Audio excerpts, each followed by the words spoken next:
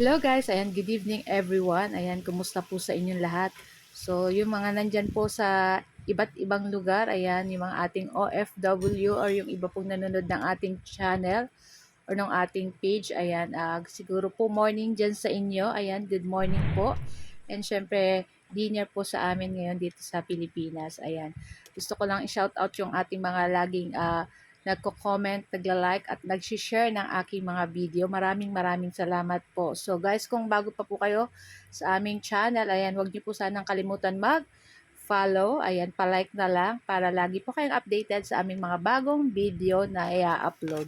So ayan na nga guys, ito yung aming ulam tonight.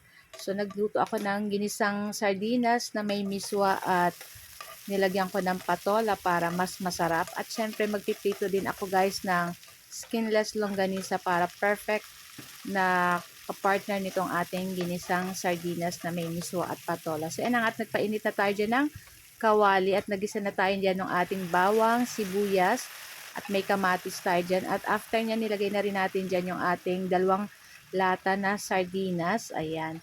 So halu-haluin lang natin yan dyan guys. Ayan, napakabango nito guys. Ito palang ulam na. So naglagay na ako dyan guys ng tubig. Siyempre dapat yung ating miswa is may tubig. Ayan. After niya naglagay na rin ako ng paminta at saka ng asin. Para may lasa na yung ating sardinas dyan. So after nyan guys, pagkulo, ayan, ilagay na natin dyan yung ating pig slice na patola. Nako, ang bango-bango nito guys sa miswa. Talagang napakasarap. Nakaka-paanli rice pag ganito lagi po yung ating ulam. So, at kumulo na. So, ilagay na natin dyan yung ating isang sachet na miswa. Ayan, pwede po kayong gumamit ng dalawang sachet. So, nasa inyo po kung gusto nyo po ay maraming miswa. Sa akin, tamang-tama lang po ito. At yan, at lalapot pa naman po yan. So, ayan, pakukuluin lang natin yan ng konti pa.